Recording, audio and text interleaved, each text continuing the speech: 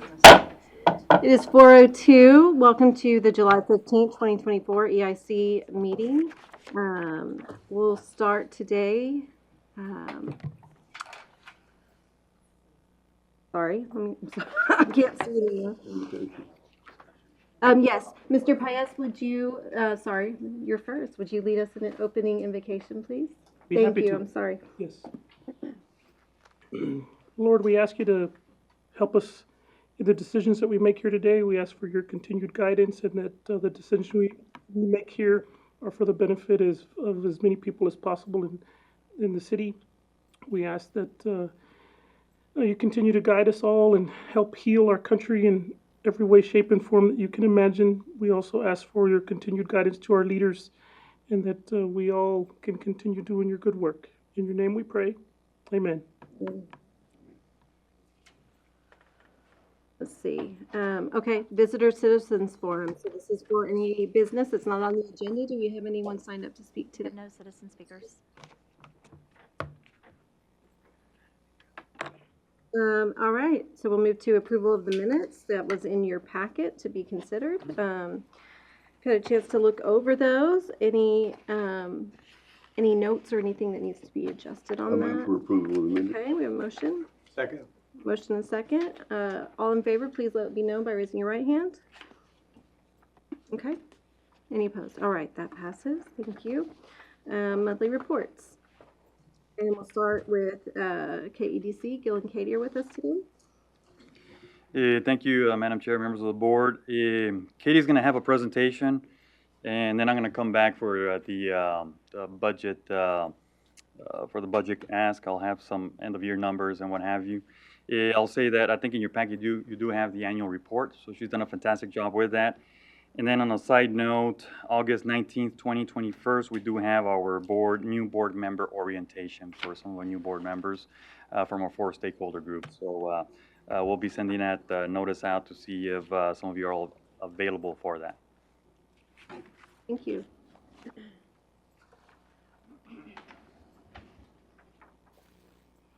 Good afternoon, Madam Chair, members of the board. I'm excited to share this month's update with y'all. We're going to jump right into it here, if I didn't break it. Oh, no, look at that. I'm hitting the wrong button. Operator error, sorry. So some of the highlights that we'd like to share with you from June. We continue to update the community every other Monday at 5 p.m. on Toby Lee's Highway 16 Drive on Jam Broadcasting. There are a variety of ways that y'all can listen in, and we invite you to do so. This past month, in addition to our regular monthly KEDC and EIC meetings, we had an opportunity to get some one-on-one time with the city manager and the assistant city manager to speak specifically around strategic developments on childcare and a potential new project that's considering coming to Kerrville.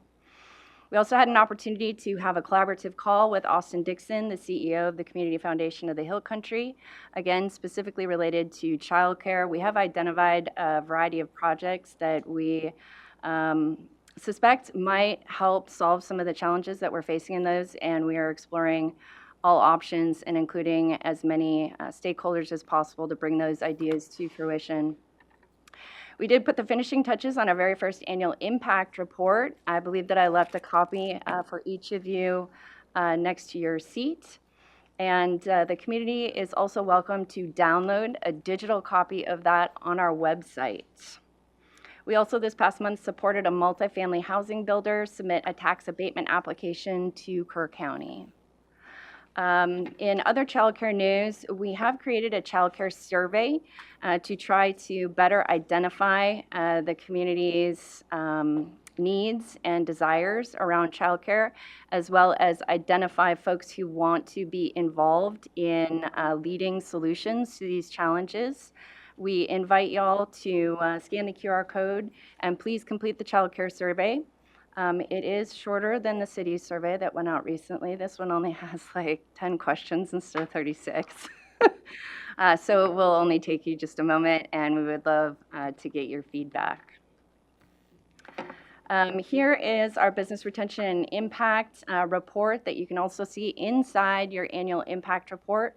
As some of you may recall, we rolled out a new BRE strategy in January of 2024, and we have been working towards doing even more outreach to the existing business owners here in Kerrville and Kerr County. So these numbers at a glance just show the work that we have been tracking since the beginning of January 2024. We look forward to keeping you guys up to date on how this new BRE program continues to roll out in the future.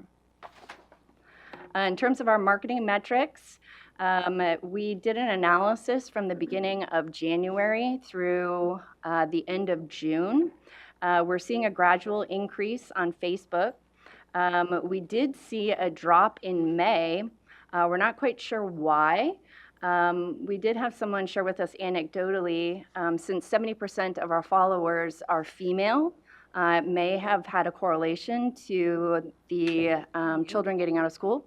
Could have been why, we don't know for certain, but it was an interesting observation that I thought might have been worth sharing. Our interactions and reach for June are showing signs of recovery, but we are showing better engagement on LinkedIn and via our newsletter. So we have adjusted our marketing strategy slightly to try to take advantage of the momentum that we're gaining on those other channels. In our newsletter metrics, we have an exceptionally high open rate.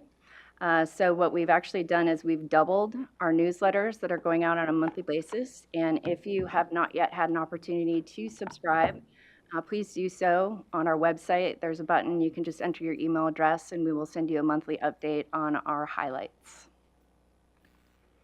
Here you can see at a glance the dashboard that we keep internally to keep track of our activity. It shows how many Facebook posts we're doing on a monthly basis, LinkedIn, how many newsletters are going out, how many blogs we're writing on a monthly basis, how many press releases are going out, how many events we're hosting, how many presentations we're giving to the community, how much time on podcast and radio we're doing to try to inform our community members about what's going on. And then we also have a column for other. And you can see in the month of March, other included a Killdeer Mountain Manufacturing ribbon cutting and a feature in the San Antonio, Texas Business Journal. Also in the month of May, we attended the San Antonio Manufacturers Association conference, as well as an IEDC conference in Louisville, Kentucky. And here's some more information about the demographic of our followers. Again, we're showing a mostly female audience on Facebook and on LinkedIn. Here are some photos of our inaugural KEDC Impact Report that has been published. Most of you have been provided with a physical copy of this, and we would certainly love your feedback and suggestions that we can include for next year's iteration. Again, the community can download a digital copy of this report at kerredc.com/annual report. And here is the marketing video, marketing and education. Kerrville, Texas, a community built on family values and a strong sense of togetherness. The KEDC made sure to do their due diligence when looking for potential business for Kerrville. The focus was to make sure to align the core values of the community with the corporations they would bring. In doing so, they found the Herb and Zambrano families. The first meeting we had, it was to see if we had shared values. We almost didn't even talk about business. So that for me was an eye-opener compared to other counties or cities that we visited. And that for me, aside of the business, was very eye-catching for me. And basically, if I could, sum it up, it would be reciprocity and connection. The KEDC worked tirelessly to make this collaboration between Megacrete and Kerrville be the perfect fit for both the community and the corporation. Hosting the team in Monterrey, Mexico was amazing. When I heard for the first time from Salvador Garza, our CEO, that they were coming, actually the whole team, I was in awe because he was the first interested party that wanted to get to know us in our environment. They wanted to see our plant, our processes, our values. They met the whole team, not just the CEO. They met They met with everybody within the chain. Kerrville really stood out as a clear choice for the first Megacrete operation in America. They made it very easy for us to choose them. After determining this was a good fit for all, the KEDC is proud to announce that Kerrville is the new headquarters of Megacrete. KEDC hosted over 120 people, including the governor's office, local officials, and community members, to welcome Megacrete. Aerated autoclave concrete is produced basically like baking bread. We basically use steam to cook our mix in a very high pressure and very high temperatures. We use some aluminum to create a chemical reaction that rises the material in molds, and then we bake it in autoclaves for 10, 12 hours. There's very little waste, there's very little dust, there's very little emissions. Our product is incredibly green. This state-of-the-art facility will create over 40 primary jobs, each paying over $26 an hour, and generate an estimated 180 indirect jobs, injecting well over $58 million into the local economy. Megacrete is more than a workplace. It's a family. We're excited to bring this spirit to Kerrville. I do believe that the values that they share are very similar to the values of why we chose to move to Kerrville. Megacrete and Kerrville are building a brighter future grounded in shared values and mutual growth. And I think that was one of the things that with the leadership of Kerrville that they emphasized a lot. That they wanted how to create a long-term project within the city and not just have an investment on the spot. They always kept talking about long-term, next generation in Kerrville. And that for us, I think we matched super fast as well, because that's what we're looking for more than just the business itself.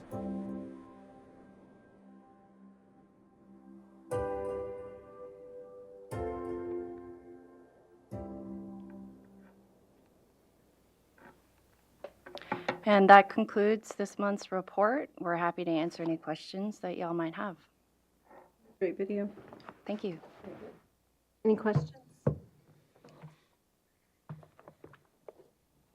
Thank you, Katie.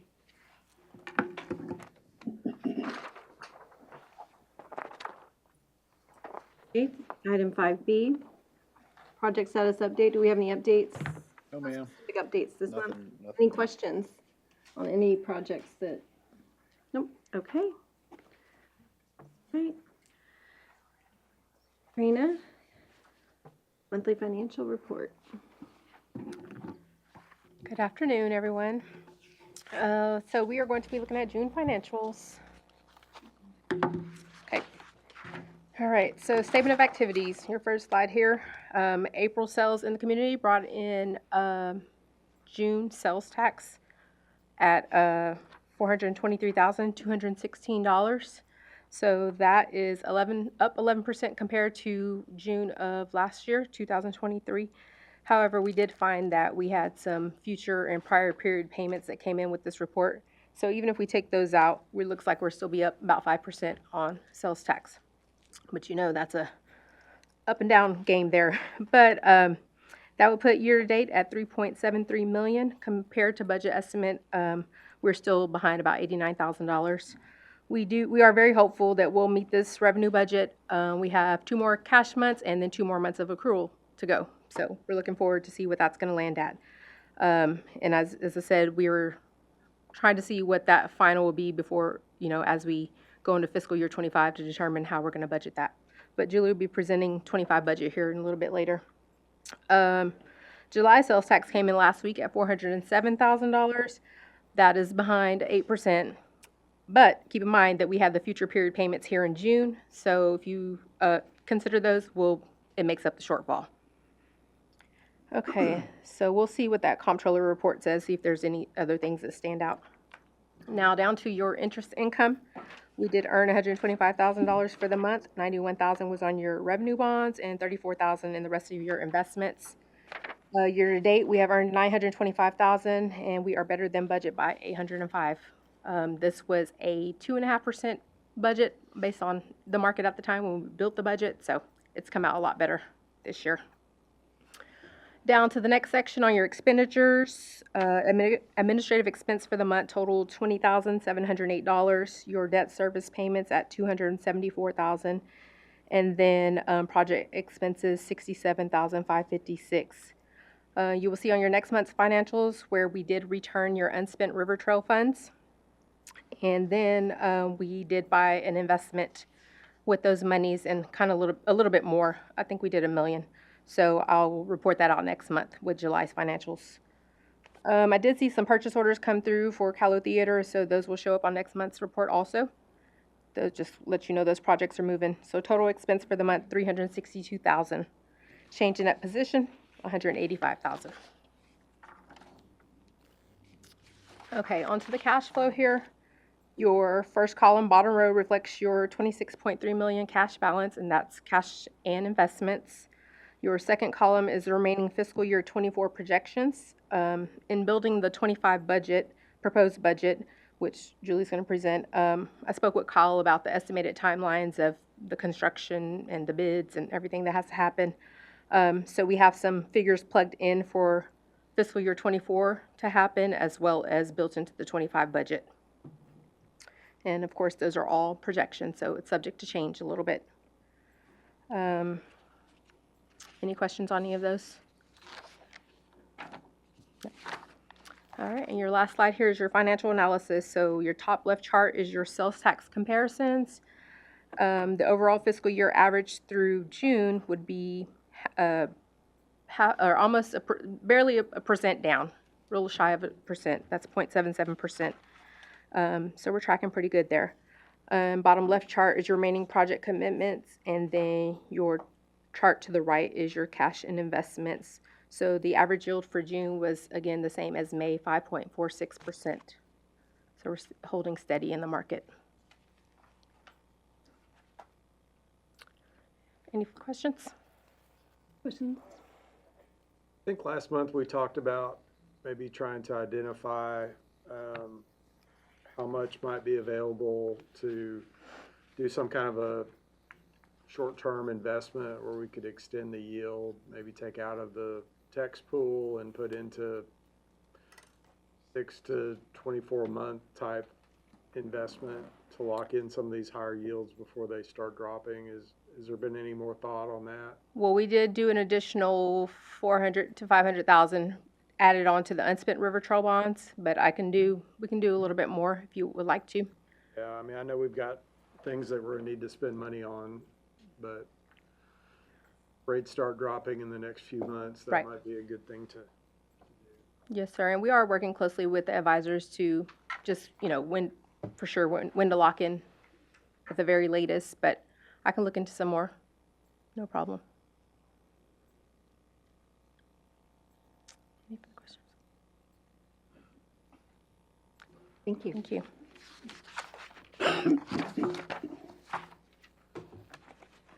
All right, we've moved into the section where we will do the public hearing, possible action. If you'll remember, per the way that we approve finances is to consider putting an item on to a public hearing. So the items on this month's public hearing were consideration last month, correct? All right, so what we'll do is if there is a presentation, we'll hear that presentation. Then I'll ask for any initial questions, comments for the presenter, and then I'll open it up to public hearing. Do we have speakers signed up for any of the items on here? For 6B. Okay, excellent. All right, we're going to start with 6A. This is a public funding agreement between the City of Kerrville, Texas Economic Improvement Corporation and City of Kerrville, Texas for improvements to various parks in an amount not to exceed $800,000. And as you'll remember, and there were also attachments in here, we did have that presentation last month. So Ashley, tell me, are you going to be running through? Just a very quick presentation. As a Okay, sure, reminder. absolutely. Good afternoon, Madam Chair and board members. So as a reminder, this is the approval history regarding the sales tax revenue bond and specifically this funding application and agreement. You did hear and consider the application last month, and we were directed to bring it to your meeting this month to hold a public hearing and to review the funding agreement. The scope of work for this project for $800,000 includes the playground improvements for Kerrville Shriner Park and Guadalupe Park and design and installation of a disc golf course. Now, included in your agenda bill, I did let you know that we did have final pricing come in for the projects, and the costs exceeded our budget, so we did pull out the UV projects. We are applying for grants, so if we are successful there, we'll put those back into it. But right now, these are the projects that we can afford under this allocation. As a reminder, this is what the playground at Kerrville Shriner looks like now. This is the proposed playground that will be going in. Same for Guadalupe Park, current conditions. And then this one, we are going in with a wheelchair accessible playground. It'll be the first wheelchair accessible playground we have in Kerrville, and we're very excited about that. And again, I mentioned that we will be applying for grants. Other than that, I recommend holding a public hearing and approval of the funding agreement as presented. I'm happy to answer any further questions you may have. Can you go back a slide? This one? No, this one. So these are the things that these are the grants that you're going for? Yes, this is an excerpt from the Texas Parks and Wildlife website. We're not going for all of these. These are just the ones that are available. But we're going to go for as many as we qualify for and see which one sticks. Great. Hopefully we're successful. And the Parks and Recreation Advisory Board did select this project here to as their first project for the Parks and Recreation Foundation fund through the Community Foundation to fundraise for this project to help offset the cost. So. Can you tell me a little bit more about that as far as, so what happens when you're applying for these grants? Just remind me. When we successfully apply for grants and are able to reduce costs, we will be able to further allocate any remaining funds to be used. I don't know what the timeline is. Will we even know the result of I guess we'd know the result of the grant application. So the deadlines for Texas Parks and Wildlife grants are August 1st. And so the determinations are made at their January meeting. So they'll review the submissions and then make those determinations in January. So what the city would be doing, and the application is through the city, not through EIC for the grant, right? Yeah. So we would look at Singing Wind Park improvements is what the city would look to. And so we'll leverage the $800,000 and probably the pool grant as well, and showcasing that we have all this funding available for us, and we're asking for a little bit extra to do projects that have been approved for Singing Wind through the Parks and Rec Advisory Board. Perfect. Okay, so we shouldn't expect to have cost savings on our projects. Y'all are looking to leverage this for other projects that Yes, you want to ma'am. do. Okay. Thank you. Actually, what's the time frame of these playground installations? Do you wait till after the grants? You find out on grants, or is this something that can start right away? So the matching grants the grants are matching grants. They require a match, which we would have if this agreement gets approved. But we would go ahead and proceed with the project. Playgrounds, so it's going to take a few months. I would say by the end of the year we should have them installed. Of course, this needs to go to council next week as well for approval, get contracts, and do the right process. But I would say by the end of the year we should make good progress on it. Other questions for staff? 426, I'm going to open the public hearing. We don't have anyone signed up, but would anyone like to speak to this item? At 426, I will close the public hearing. And if there are no more further questions or discussion points, I will entertain a motion on this item. I move that we agree to release the funding for the $800,000 to the Parks Department and to the city. We need to have, is that a motion? Do I need to read it specifically? To approve the agreement. Yeah, we'll take that for that. To approve the agreement, okay. All right, we have a motion. Second? I'll second. We have a motion and a second. All in favor, please let it be known by raising your hand. Thank you. Motion passes unanimously. And item 6B, this is a public funding agreement between the City of Kerrville, Texas Economic Improvement Corporation and the City of Kerrville, Texas for Granger McDonald Park improvements in an amount not to exceed $2,200,000. Ashley. Okay. All right, same deal here, exact same timeline as the previous project here. The scope for this one is designing Granger McDonald Park to consist of scope of work of a parking lot with pervious pavers, a boat ramp suitable for launching kayaks, sailboats, and other non-combustible engine watercraft, landscaping, a riverfront boardwalk, amenity feature, handicap accessible piers, and street accessible parking improvements. Again, y'all have seen this graphic before, but that's where the park improvements will take place.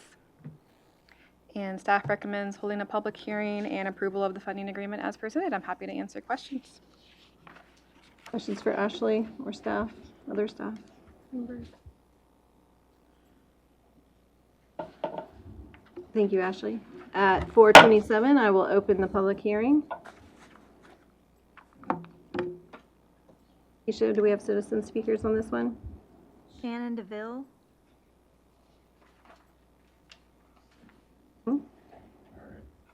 Good afternoon. I'm Shannon DeVille. I live at 1821 Mountain Laurel here in Kerrville and serve as the director of the Schreiner Institute at Schreiner University. As some of you may know, the Schreiner Institute was reestablished in 2020 to serve as a hub at Schreiner University for both veterans as well as those who want to serve in the military in the future. And to live into this designation, we established an Air Force ROTC program as well as a military academy prep school, which was recently designated as an approved prep school by West Point, one of only 6 in the entire nation. And with this momentum, we'd like to move forward with opening a few more projects as well and programs for our school.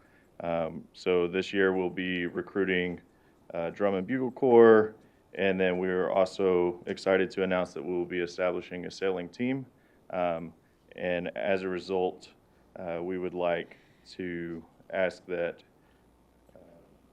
you all would consider moving to approve this motion and so that we could utilize the Nimitz Lake as a practice area and course, but we will need access that is safe for our students to make it down to the river for the practicing and competitions. And that is why Schreiner University encourages the EIC to support this initiative by releasing the $2.2 million to begin. Thank you. Aaron Burrows.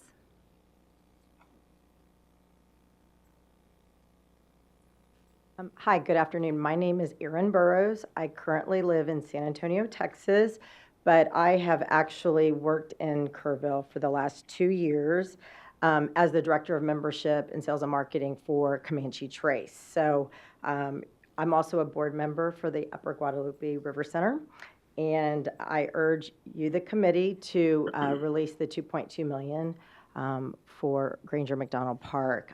My interest in the project, and I think I can speak on behalf of, I came over to Comanche 2 years ago with the new owner and the developer of Comanche Trace. We're only halfway developed, just for those of you who may not realize that, which is pretty significant.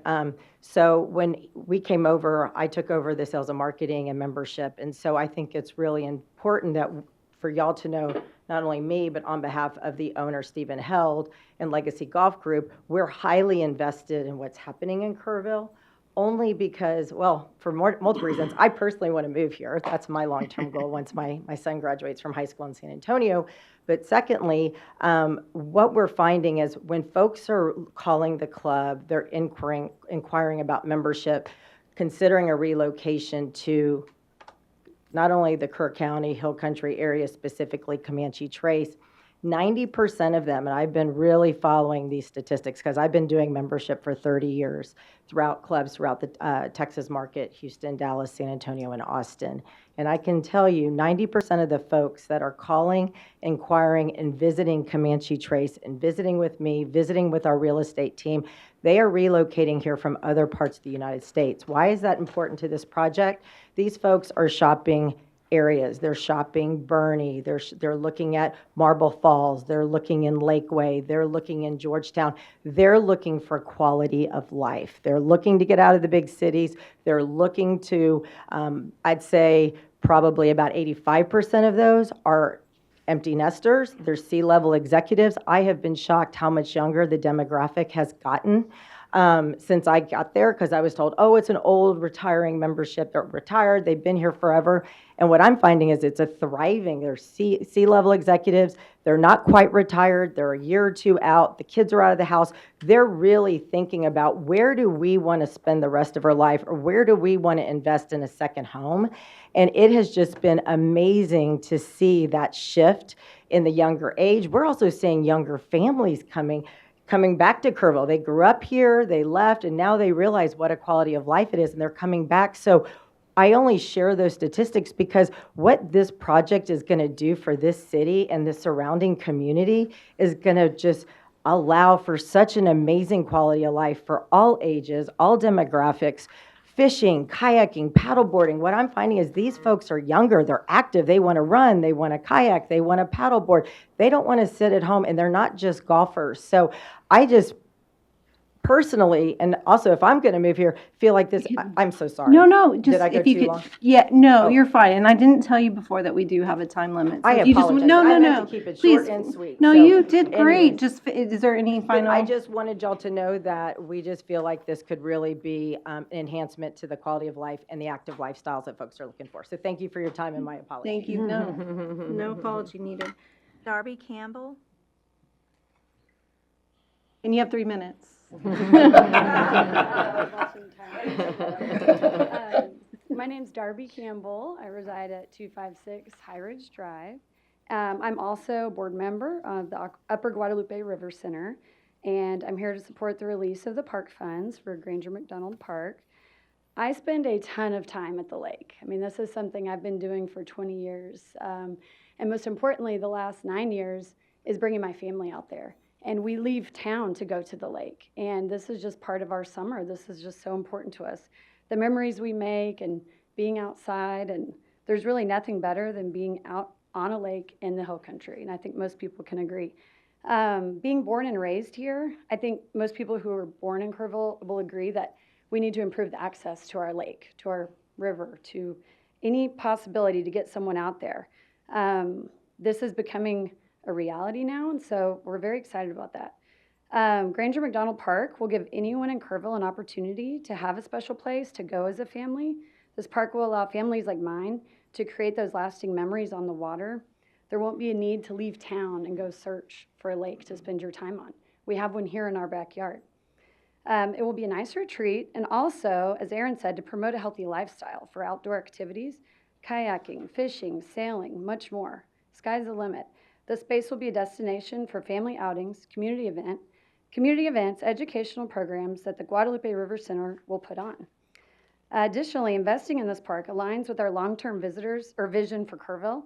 It will attract visitors, tourists, boost local businesses. The park's going to be a place where memories are made, sense of community is strengthened, and that is something that every small town wants. Approving these funds is an investment in our future. It shows our commitment to providing high-quality recreational spaces, supporting the well-being of our residents, and preserving the natural beauty that Kerrville has. This is for us, for our future generations, and I'm really excited to see this become a reality. So thank you very much for your consideration. Thank you, Darby. John Anderson.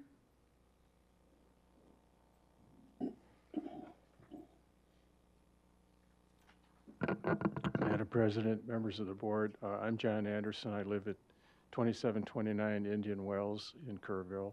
I'm chairman of the board of the Upper Guadalupe River Center Foundation. And all I would like to say is I can speak in behalf of our entire board. We urge you to approve the city's request to release the $2.2 million for development of Granger McDonald Park. Our foundation is prepared, we're ready and anxious to move forward. And if, as we hope, both you and the city do final approval of release of the funds, we are ready and anxious per the memorandum of understanding we have with the city that was we created in April. Per and within the framework of that, we're ready to start several things. That memorandum calls for creating one or more working groups so that our foundation members can work directly with city staff on different parts of the design, engineering, and then subsequent construction of the park. The agreement calls for discussion and consideration of a park operation and management agreement, or a POMA, which we think may offer an opportunity to provide some additional creative funding that would be available for maintenance and operation of that park and conceivably of other parks. So we think it's used elsewhere in Texas successfully, and we think we ought to study that as a best practice, and it could help, we think, very much. It could be very useful to dealing with the cost challenges that we know Parks and Recreation is dealing with right now. And finally, we are scheduled to close on the purchase of Lot 8, the 1.5 acres abutting Granger McDonald Park. We're scheduled to close on our purchase sometime in as early as September 1. We're funded.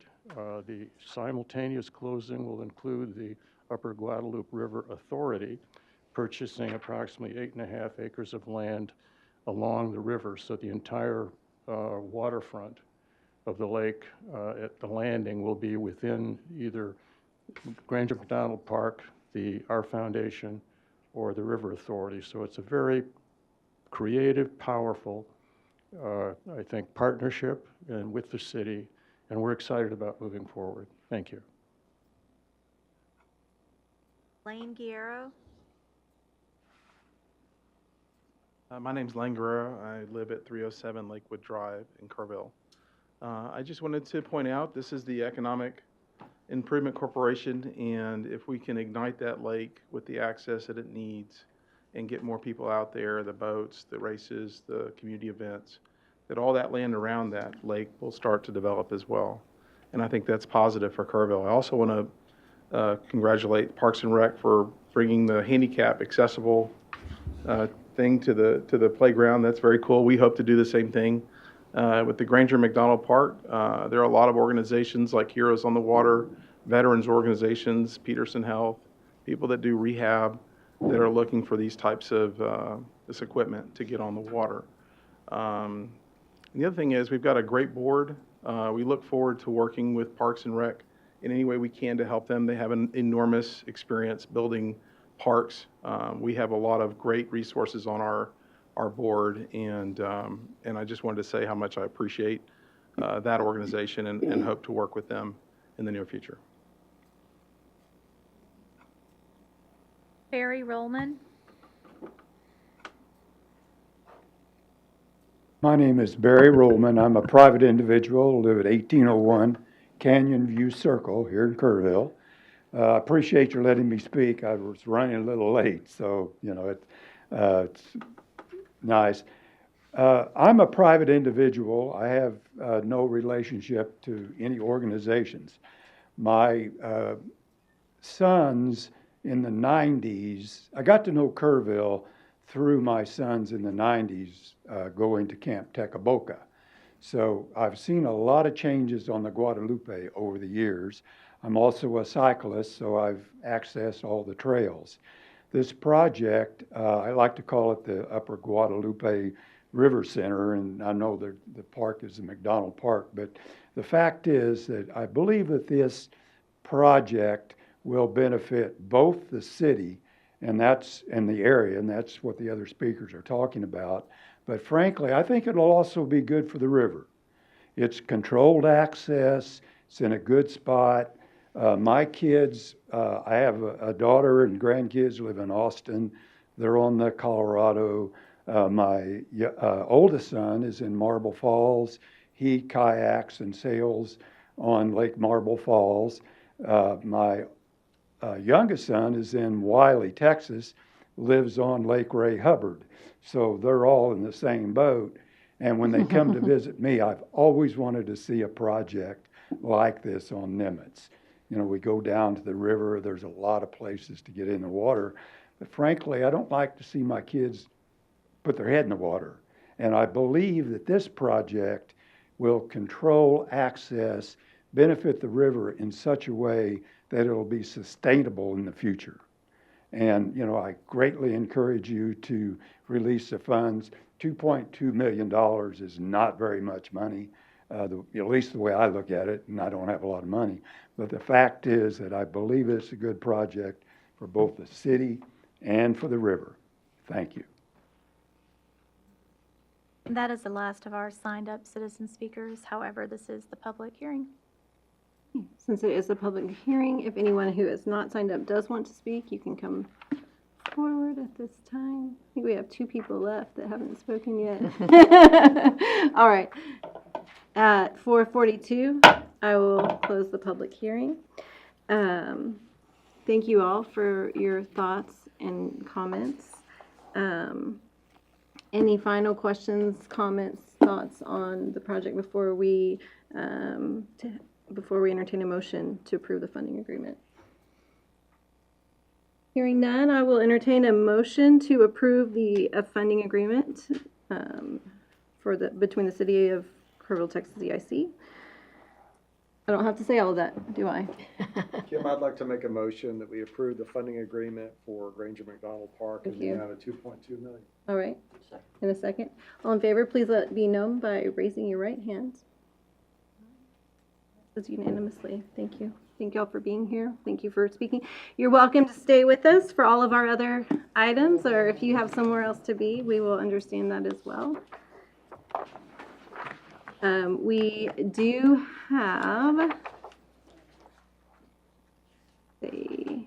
okay, so that's the end of our public hearings. Right. Okay, all right, okay. All right, we're going to move on to consideration and possible action, meaning that this will be an item that we can consider calling a public hearing for next month. Is that correct? No, this is an item that you have already held a public hearing on, Okay. and we didn't have the funding agreements for you at the time. Okay. So the funding agreement is back in front of you. I can give this spiel if you would like. I think I've got it by heart now. The amount of times we've talked about it. Angela Kennedy is Yeah. also here from Heart of the Hills. So if you have any questions of her, we stand ready to answer those. But Well, I'm ready to kick it off. But do we have any questions from any members at this time? What is if we take this action today, what are we looking at? So the mechanism is basically releasing that tranche of funding from EIC to the city, and our general contractor or our design builder, Marksman Construction, is working with us in conjunction with Angela's design folks to finalize all the design.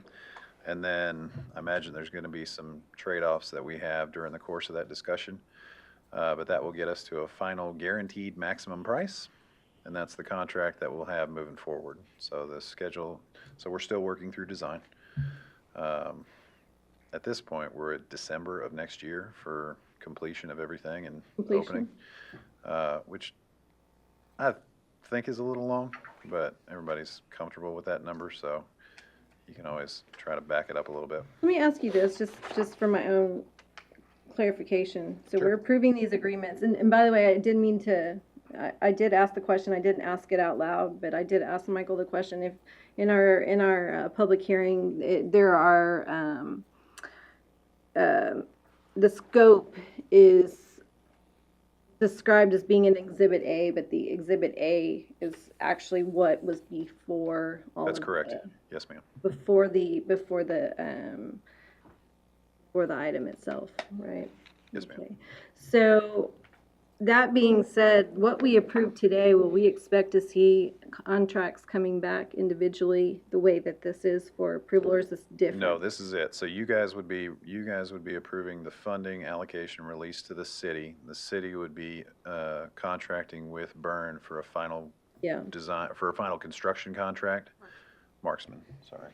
Yeah, Marksman. So this would be it for y'all at Okay. this point. Obviously, we'll come back On with this reports. project, sure. But as far as the other items we approved today, will we be seeing kind of individual contracts to approve. on contracts are this. all- They're they're all, all in the all packets. of the ones that were contained in there are the ones that Yes, are ma'am. going to be executed, okay? That's correct. And the one that dealt with the Heritage Center did not have. Didn't have that at the time. Okay, all right, thank you for clarifying that for me. Any other questions? And was the one for the Heritage Center in with those contracts? It's in with this item seven, It's in 7A. this, it's It in is. the agenda bill, yeah. Okay. Mm-hmm. Separate that out. Was confusing to me. Okay. All right. Sounds like we don't need, Angela, would you like to say anything since you're here? Might as well.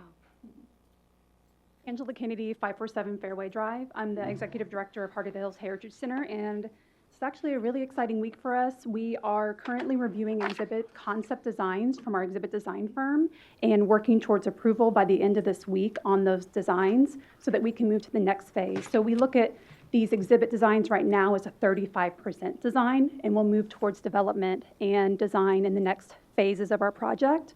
Right now, it's really important that we get approval from our board for these designs so we can continue working with the city's house renovation team, the design build team.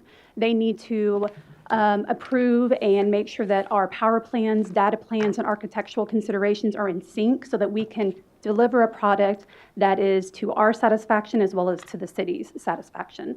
So we are working towards that, and we are collaborating with the city as much as possible and their design build team. And they're asking for some things that we haven't been quite ready to produce yet, but by the end of this week, we should be ready to produce and to answer some of those questions that they've been waiting for.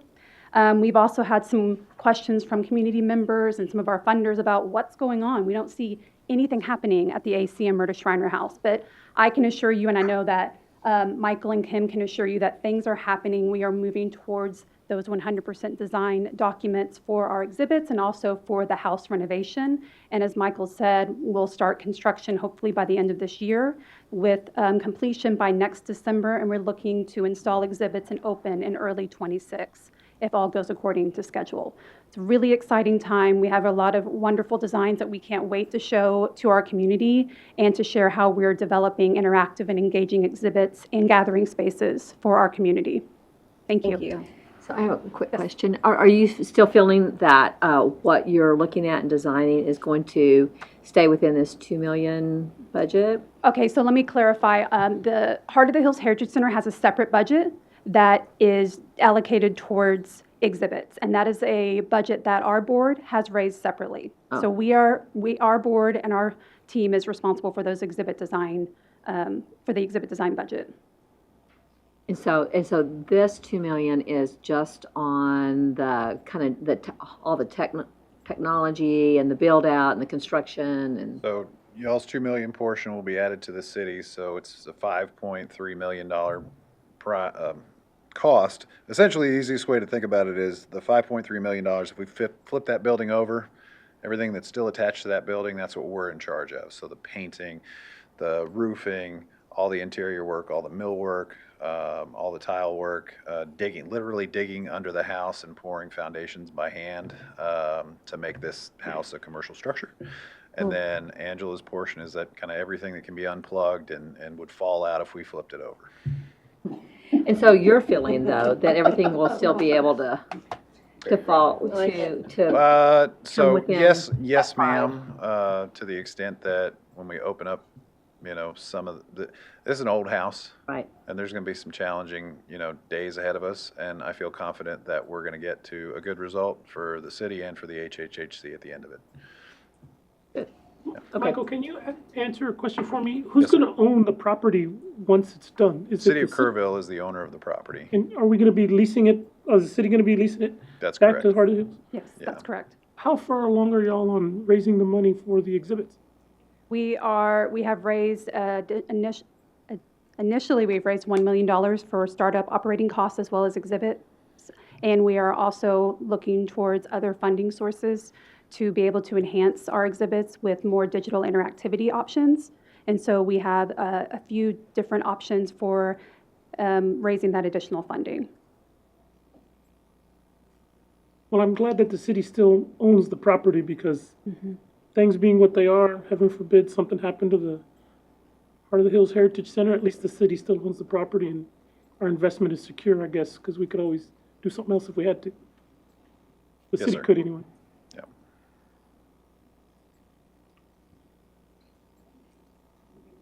Thank you, Angela. So this is a funding agreement for the Heart of the Hills Heritage Center. Do I have a motion to approve the funding agreement? I so move. Okay, I have a motion. We have a second. I'll second. Thank you. We have a motion and second. All in favor, please let it be known. The raised hand. All right. Okay.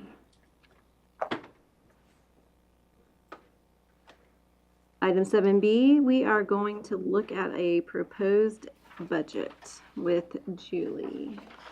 Did I skip one? Oh, no, with, this is with the KEDC. Oh, I'm sorry, KEDC first. I'm sorry, Gil.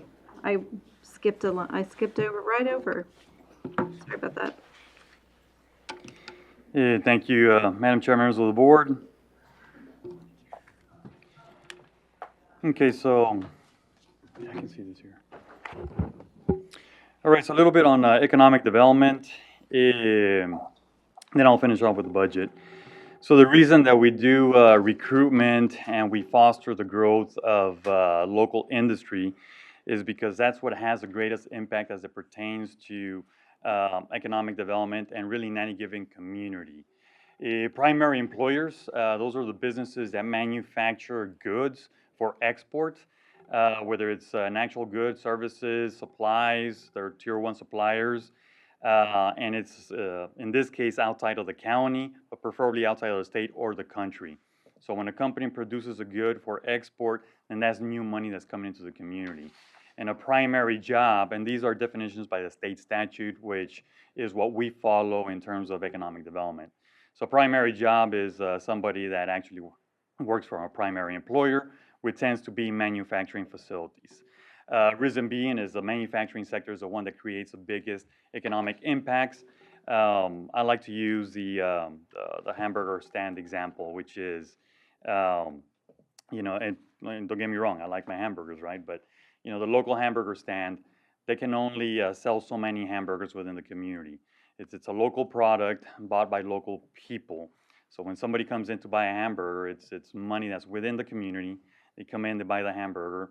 And what happens, that means they're not spending money in another business. Nothing is being exported.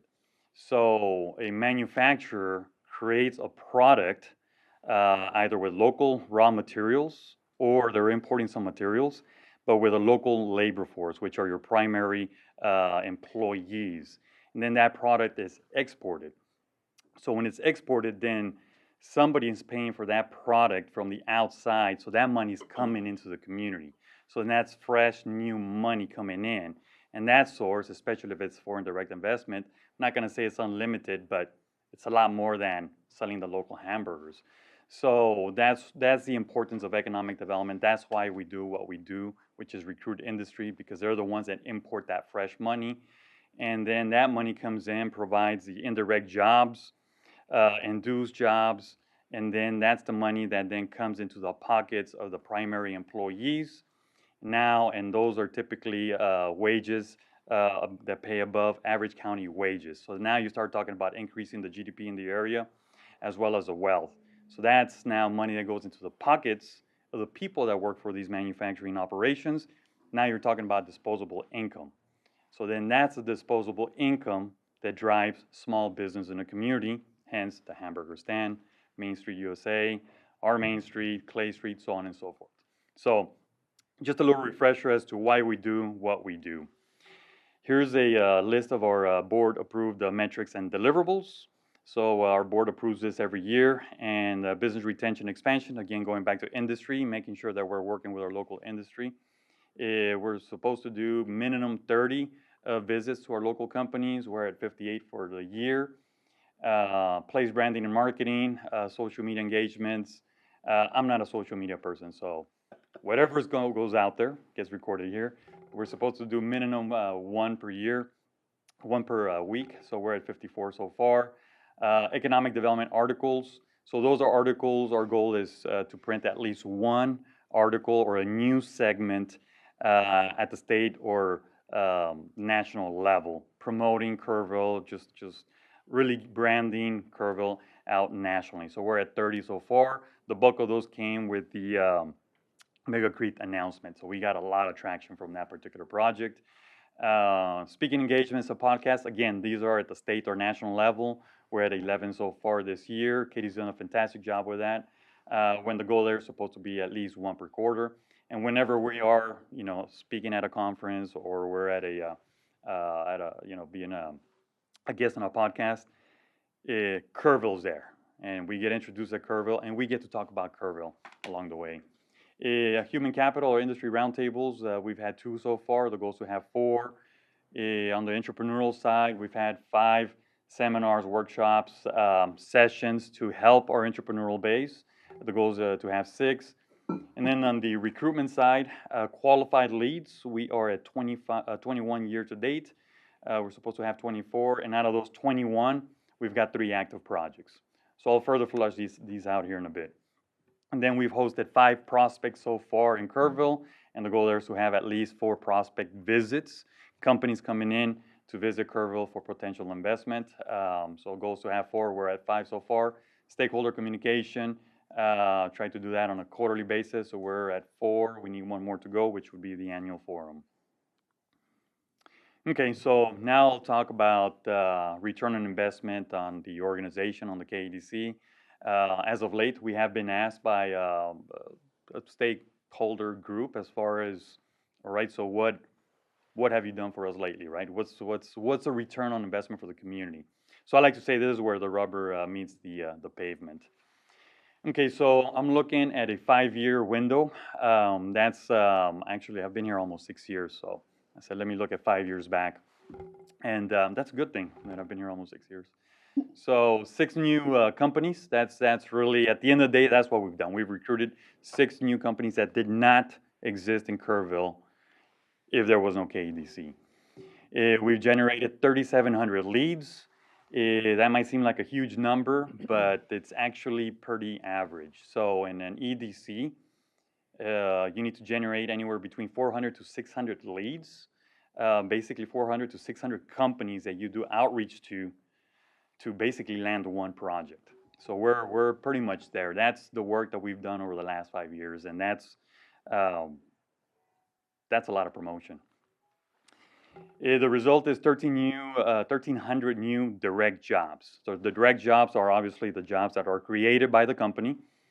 And then 2,100 new indirect and induced jobs.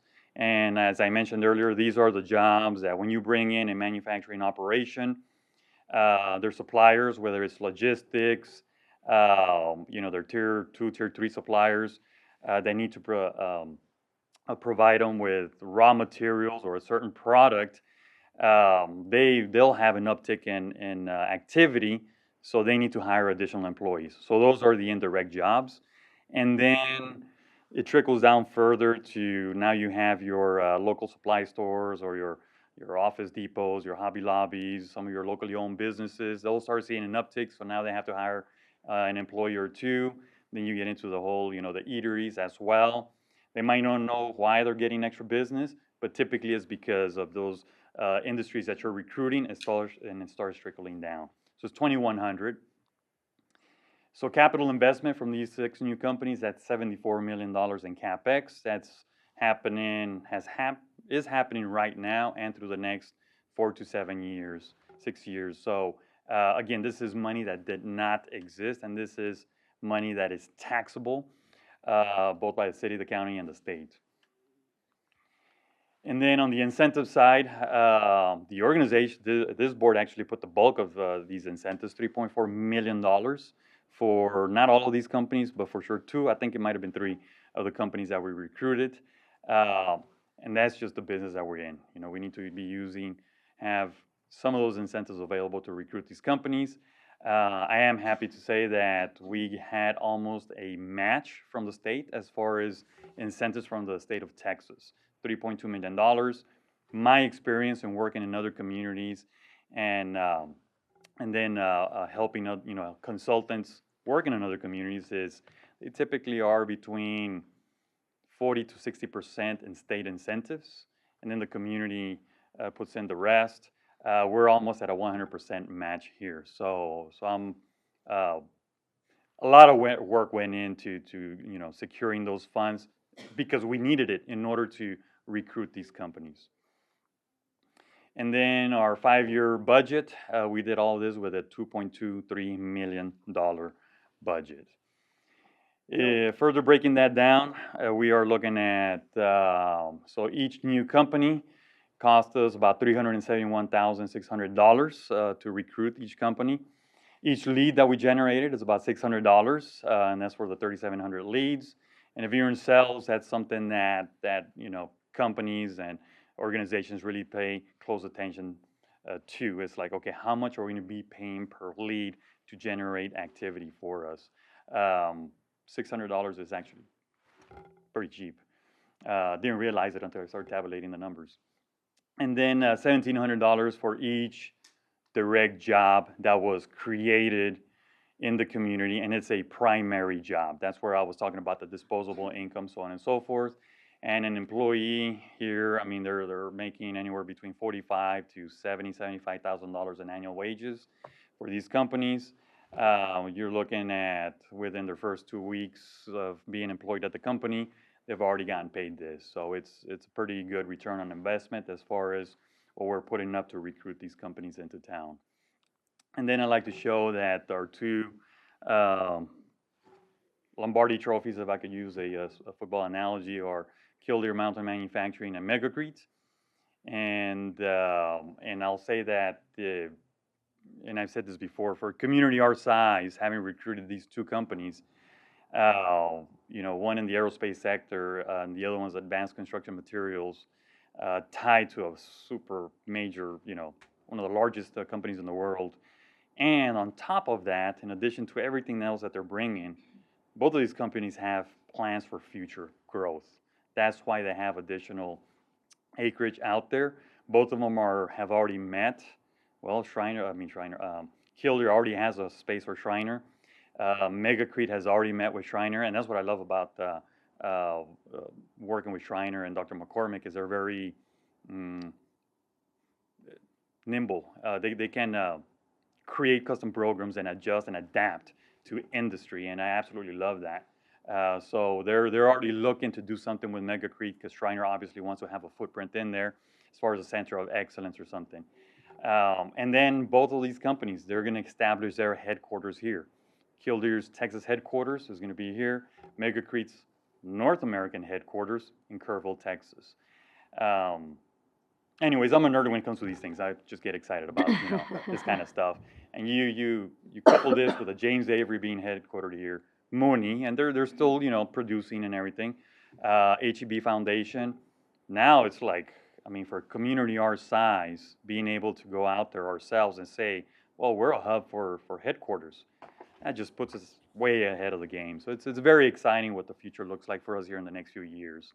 And then I mentioned at the last board meeting that we do have a new international prospect, possibly with a potential for headquarters as well. That one is in tech, and it's still very, very, very preliminary. But that's how we start with these projects. Okay, any questions on ROI and all that stuff before I get into the actual budget? Okay, so here now looking at our 5 years funding in fiscal year 2021, we're at $316,000, and the year prior to that. So we had 2 years where we took a budget cut, and that was due to COVID-19. Again, there was uncertainty as far as the economy, what was going to happen. Little did we know that our sales tax revenue was going to increase by double digits, but that was the right thing to do at the time, and everybody was doing that.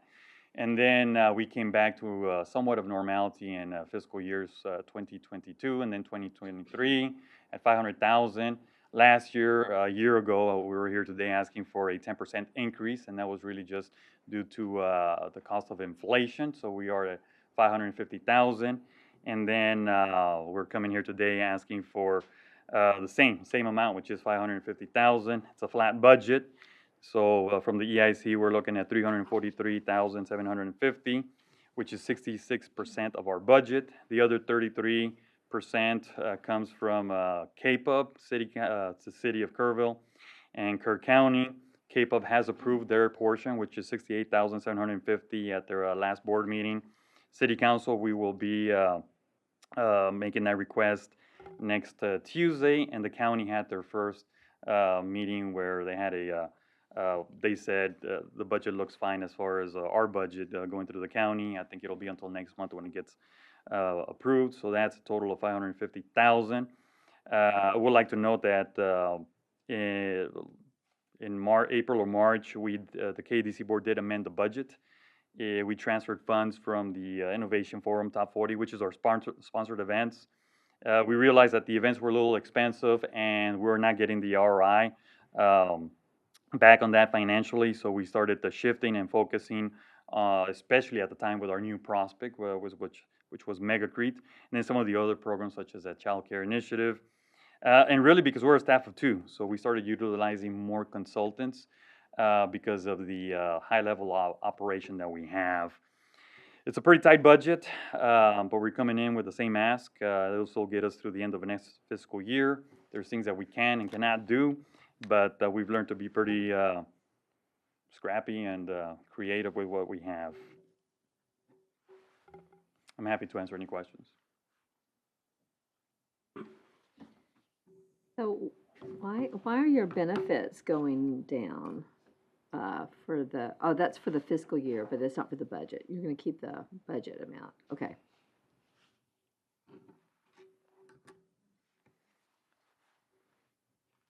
All right, any questions?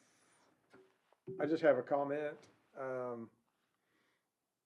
Thinking back over the last 25 years or so in economic development in Kerrville, we have, as a community, always wanted to be able to look at results, measurables, return on investment as you laid out, and it's extremely gratifying to see the impact that you guys have made on the community in a very, very significant way. I think all of us intrinsically understand the benefit of investing in things that grow our community economically. But to see you guys closing the loop and closing these opportunities and differentiating Kerrville among our competitors for these companies that we've got coming in that are not only providing that economic growth, but also are great community partners. It's just very, very gratifying from my perspective. And as the EIC representative, I just want to say you guys are doing a great job, great work, love what you're doing. Offer my thanks for everything that you're doing to make our community even better. Thank you. We appreciate that. The only trouble with success is now we expect you to do it again. Over and over and over. You can just do this all the time, right? Well, you guys are doing a great job. I have to echo everything Greg just said. Yeah. Thank you. And I appreciate you being sensitive, obviously, just for this board. I mean, we're looking at funding as well, and we're not going to have in the next few years the funds that we've had. So just keeping it flat this year, I appreciate that too. I know that limits some of the things that maybe that you would do otherwise, but I appreciate certainly that. Can I ask you a question, Gilberto? Yes, sir. If there was 1 or 2 things that you could do that you can't do now based on the budget that you have, what do you think it would be? Because if you just look at the ROI on all the activities that KEDC does, it's obvious that it's a benefit to the community to have you here and do what you do. I think it would be a reasonable thing for us to say, hey, listen, what is it that we could help you with to help? I mean, I know budgets are tight, there's a limited amount of money, but when you consider the ROI, it's a no-brainer to help you continue doing what you're doing. If there was 1 or 2 things that you could do extra, I'd certainly like some input from you about that, because it makes sense to us, it would make sense for us to consider them because of what, the good work that you do. Good question. I think it's going to be tied to money, some money, but really now being able to, we have two great projects that we can showcase, that we can really start shopping around. And one's in aerospace, and aerospace is, I mean, that's still, you know, now with the space sector coming on board, it's still very, very new. So we can really do some great things there. And then with our foreign company, there's a lot of, especially because of the political climate in Mexico, there is a lot of major investors and companies looking to invest in the U.S. And just having that opportunity to really now work with the MegaCREIT and those stakeholders to really start recruiting down there. We've already started that process, but we can only do so much, and eventually it's going to be tied to just being able to, in a perfect world, if I can have X amount of money to create a marketing program just around that, that would really set us apart and make some inroads down there. We're just financially, we're just not there yet, but yes, I mean, if that's what you're asking, I would absolutely love to put our hands on that. I would say, if you could, and if your time allows, to try to dig more into that idea, maybe think about a budget or what that would look like, and maybe next year, because I realize that we're already talking about this year's budget, think about including that in your ask for us to consider, because it just makes sense for us to consider. Because if you can continue doing what you're doing, and with just a little more effort on our part, recruit another major employer, that would be fantastic. Well, I agree. It's easier said than done, I know, but if you just look at the ROI, which is everything that every small business owner does, how much money do I have to put out to get this? Yeah. And if you put out X amount of dollars and you can double it or triple it, the impact that you make, why wouldn't you do that? Exactly. And yeah, we've these are, and sometimes I'll speak at national conferences and I'll use these as case studies as far as, again, I mentioned being scrappy and creative with financing, working with your stakeholders and what have you. So, but I mean, I can only do that so much, you know. I don't know if you realize this, but you know, I had hair when I came here to Kerrville. So it is costing me something, right? But I will most definitely take you up on that for sure. Thank you for that suggestion. Good. Definitely doing great things. I know that.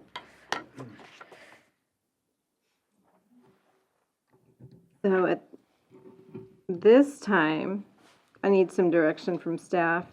Are we going to approve or consider approving the KEDC budget at this time? Yes, ma'am. And we'll do this as its own separate action item, and then we'll look at the... EIC's budget as a whole. Yes, ma'am. Okay. All right. So at this time, we're going to consider moving to approve our portion of the KEDC budget, or I guess we're approving the KEDC budget. Your allocation to Our KEDC allocation. budget. I'll make a motion to approve our Okay. funding Our allocation. Okay. Second. Okay. All right. We have a motion and a second. All in favor, please let it be known by raising your hand. Thank you very much. Thank you. Appreciate you guys. That motion. Now, our budget, our full budget. Good afternoon, everyone. So mine is pretty simple. I know you guys have seen most of this in your packet. So looking at your 25 proposed budget. So on the revenue side, sales tax, we're proposing to keep level with fiscal year 24, just given the fact that it's been really volatile lately. It's been up 1 month, down a month, and we're seeing our 12-month rolling average reduce as we're watching that and trending. The good news is we're still 39% better than we were in 2019, so some pretty good growth, 17% ahead of 21. So it's healthy. We just can't continue to see double digits on top of double digits. We just So- got it all in And at least it's leveling and not reducing. So we're watching that really closely. Can I ask you a question on that, Julie? Because, and seeing Delane here, because, I mean, when we were, back in 2018, 2019, that's when it was just 7, 8, was. double digit, that growth. Last year's budget, did y'all budget flat on the We did. actuals? We Okay, did. and we're budgeting this year on the estimate because we think we'll get close to coming in at actuals. We think we're going to get pretty close this year, just watching what's happening. I'm hoping we'll be as close to budget as we can. Again, it is leveling, and I think, inflation has had a huge impact on, just extra income that people have to spend on taxable items. But also, we did have those big, 2 years of growth right there where we were doing 17, 15, 21% increase, but we had that big influx of federal money too. So there was a lot of things that impacted that. And we've had some retail growth. So I think it's kind of a multitude of factors, price increases, all those kind of things. It's just really volatile right now. So I would rather be really conservative and come back next year and say, oh, we could have gone up 1% or something, than try to have you budget any kind of expenditures based on an increase that we may or may not see. Make sense? Thank you, yes.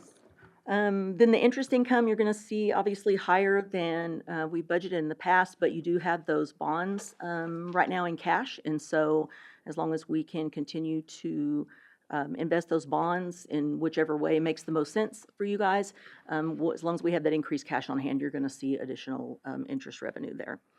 And then, of course, the bond proceeds that came in fiscal year 20 were counted as revenue, so you're not going to see those in next year. So obviously, you'll show a net loss, but that's just because of capital projects happen over multiple years.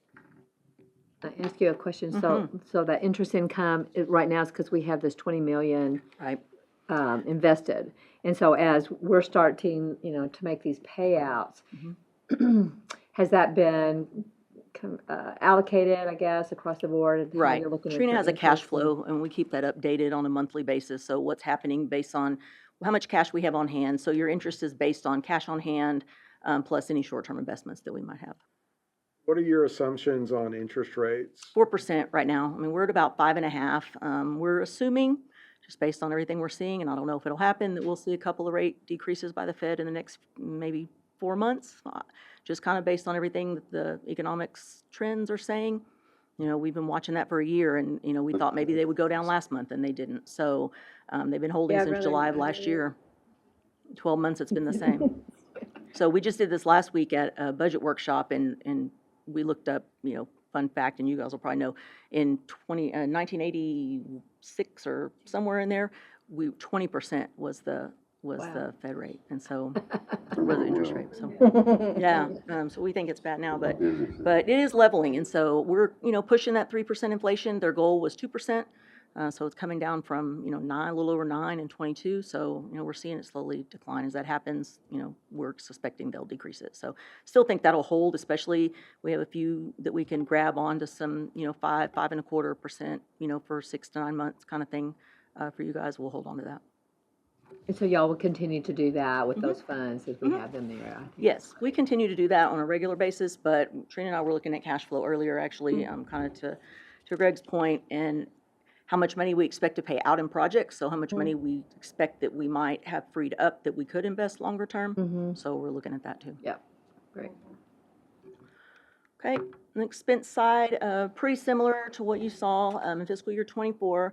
The only real changes that you'll see here is the professional services, and that is your agreement that I gave you all a copy of, especially for those of you who weren't here last year, so you can kind of see what services are provided in there. That was a little bit different than what you saw in your packet because we reviewed the agreement today, and remember it was a long-term agreement, and so we had that increase already built in to last year. So I think there's about $7,000 there different. Your debt service, of course, aligns with your debt payment schedule, and then the budgeted projects that you see, It's just based on estimates, working with engineering staff to kind of see what timelines will be on those projects. And then remember, we do have some bond covenant rules built in as far as how quickly we have to expend some of those funds. So we're paying close attention to make sure things are moving quickly enough that we don't back ourselves in a corner with our required funding, or required expenses within the first 3 years of those bonds. So I don't see on the project, I don't see, It's not on there yet. The funding agreement had not been approved, and so this is. you can't have it. This is with Okay. everything that has been approved projects through your past meeting. Okay, got it. And remember that your budget will change a little bit throughout the year, just based on, what you guys approve throughout the year. So it's a little bit different than a standard, balanced general fund budget or things like that that require amendments, because you have the authority to approve projects with council approval throughout the year. Right, got it, thanks. And those will be updated with cash flow monthly when Trina does those cash flow for you and kind of aligns with what we expect to spend on each of those projects. So the net loss you see there, again, is just because you'll see the 20 million in gain this year. We're not going to get that 20 million again, but projects happen over multiple years, so. Any questions on any of that? So those two that we approved, the funding agreements we just approved for Heart of the Hills and for the Granger McDonald Park, or should those be in here, or? We can, Sorry. and Mike, you can direct me, but I think we could approve the budget with the addition of those, but I don't know that it's necessary because of the nature of the way you do business. Yeah, I guess the challenge from the staff standpoint is that both you and It's gotta be the changed. city hadn't already Right. approved it completely. Right. So, And this will get to city council for approval with our budget process. So not to say we couldn't do that, but I don't really know that it's necessary, just given the nature of your business. Mike, I mean, do you agree with that? we could talk about it. I agree.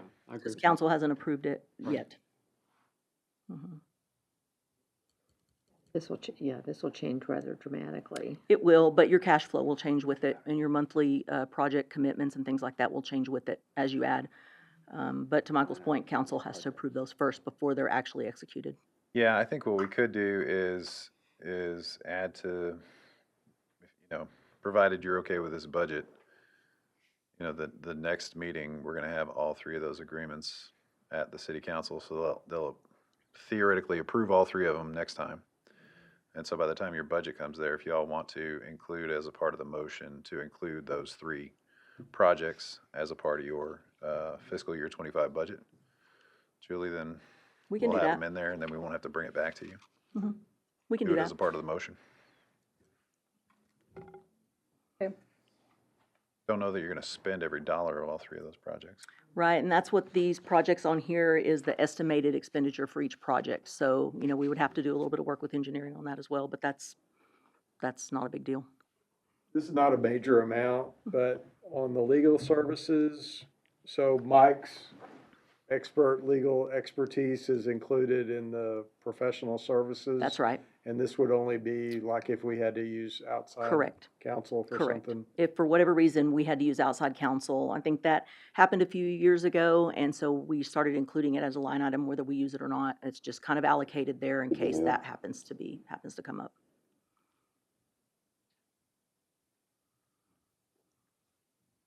And we stuck $10,000 in your training budget again, if y'all want. Right. Consider. Yeah, so we know, so that was something before this year that was not part of the budget. And then we added the 10,000 to allow and up to all of us to go to what is the name of the conference? Well, there's a few. So the TML has a EDC conference that they hold at the Lost Pines Resort every year. It's kind of a good course for folks who haven't been involved in it before. Just kind of talks through changes in the legislation. You get lawyers who are EDC lawyers kind of talking to you about how projects are going to work. A beefed up, it's a day and a half out in Bastrop. It's a good, I've been to it twice before. It's a good introduction. And then TEDC, the Texas Economic Development Corporation, they also host events throughout the year. Some of them in San Antonio, they'll do like a type sales tax workshop. And that's kind of a day thing. Drive down to San Antonio, you're there most of the day and then come back, and it's a short fee. So the first one's a, kind of a trip, hotels, the whole 9 yards. So that's kind of why that budget's as big as it is. So if all y'all wanted to go, that would take the lion's share of it. And then there's some online stuff as well. I think we provided it last year, the information, so we'll update it this year. I think, yeah, we got the information on the conference, right? I believe this year. Yeah. Did we get other, yeah. If y'all include that in the budget, then we'll send that updated list out, and if Okay. anybody wants to go, we'll Perfect. get y'all signed up for it.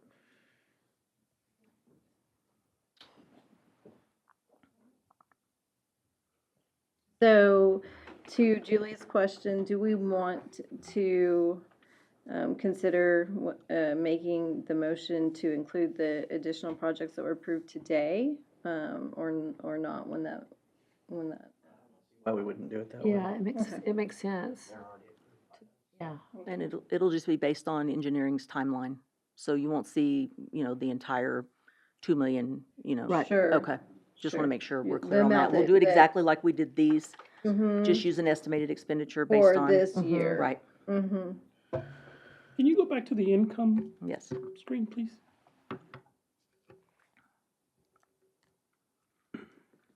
And you said your interest rate assumption was 4%? Correct. And again, we hope it's better. Well, some ways we don't, just depends. The economy.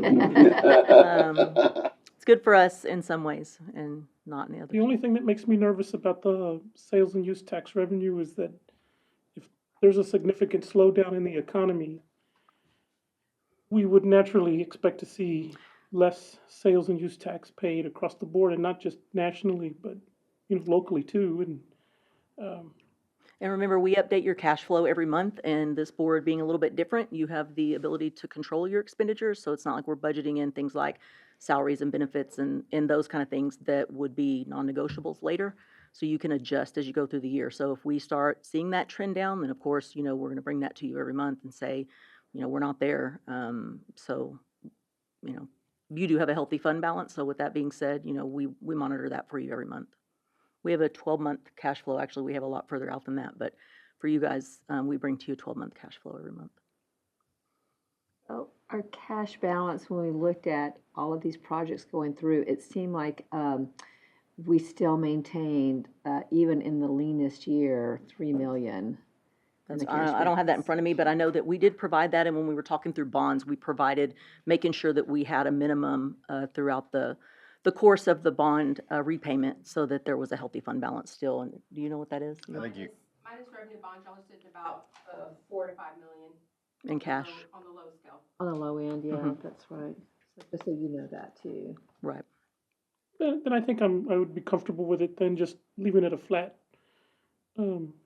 budget amount compared to 24. Because not only do we have some wiggle room in terms of how we allocate expenses during the year, but we also have a healthy cash balance. And I think if we have a recession next year, hopefully isn't that bad. Hopefully not, but we can adjust as we go if need to, and that applies to really any fund, whether it's general fund sales tax or you guys. And we have to watch and monitor, which we do really closely, like down to any taxpayer paying about $3,000 or more. We're watching them every single month to see what's happening. So we have a pretty good idea of what's happening out there. Doesn't mean we're perfect. We've missed for sure, but we try to be as conservative as we can. We historically use the same assumptions on sales tax revenues Yeah. for EIC budget as what the city council does. We try to do that because we're trending, what's happening across the board in total, and so we try to use the same assumptions. Excuse me, tax pool balance is almost 6 million right now, 5.9. Without the bonds. Without bonds. Okay.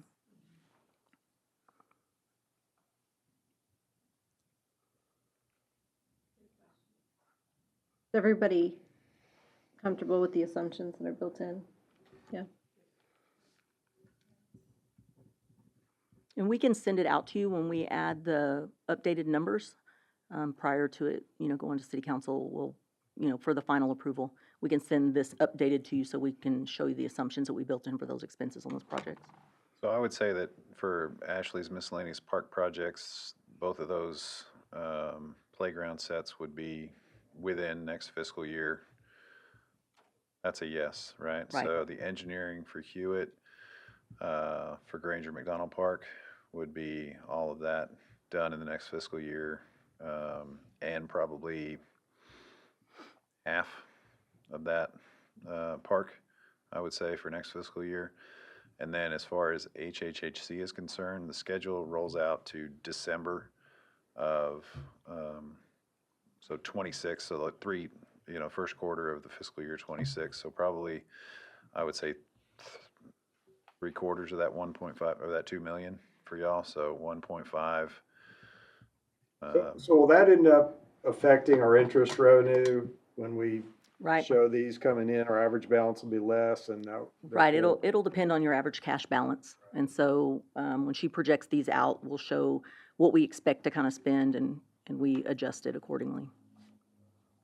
Probably expect somewhat significant drop off in interest income also. We'll take a look at that closer. And a lot of it depends on when we pay it out. You know, is it mid-year, first of the year, end of the year? So the EIC's portion of the HHHC building would be the last portion paid out, right? I mean, it's all kind of one tranche of money, but, we can. talk Even when they finance save money, we get ours back, that's. No. Okay. Maybe. And remember, we're not moving money until you guys Right. actually have an expenditure related to that. Is that right? Change that. At the end, if they don't spend the 2 million, are you saying that just stays with the city? No, ma'am. No, ma'am. Then you're gonna spend it all. So that project, I can guarantee you, is gonna spend every bit of that $2 million for HHHC. But I think we've said it kind of all along for, we have, these are estimates, right? So for all these projects, for golf, for the theater, for the pool, and for the other ones. Thank you, the golf course, yeah. All of those. If we complete all the things that we've said we were gonna do, that we talked you through, and we have extra funds, those come back to y'all. Now, those funds have to get spent per the bond covenants, but those will be brought back to y'all for consideration of other projects elsewhere, right? Non-engineering projects is probably where that's gonna end up being though, because it's gonna be closer to the end. When do and good. pull the trigger on Do those. Yeah. So, Right. But those funds cannot be used to pay off the bonds. That's right. that's right. Yeah. That's why we had parks miscellaneous projects associated with that at the end Didn't have the to other. give us some latitude.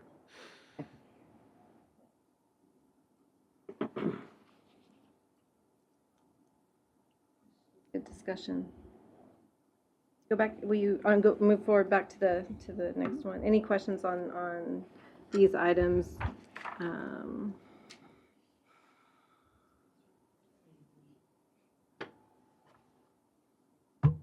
Everybody comfortable at this point? So what we're gonna do is consider a motion to approve the FY 2025 proposed budget, amending it to include the 3 additional projects that were approved today after council consideration and approval. Does that sound correct? Okay, so move. Okay, move it. All right. We have a motion and a second. All in favor, please let it be known by raising your hand. All right, okay, thank you. Okay, Good yes, job, ma'am. thank you. All right. Do we need anything to be discussed in executive session today? No, ma'am. All right, very good. Possible action items are possible for future. Oh, and that just reminds me, we do need to next month bring back if there are gonna be any changes, and that was on me, and I apologize. Any changes if we're gonna do any To the amendments GOAT. to the GO team. And that was me, I needed to do that, so I apologize. Okay, we'll put that on for next month. Council member on the EIC board? Jeff Harris, Yes, he's he is the council or council board member. He's out of the country at the moment. And thank you to our newest council member for being here today, Councilmember Seegerman. Appreciate you being here. Yeah. All right. Okay. 5:35, we're adjourned. You did it. Excellent. 5 minutes.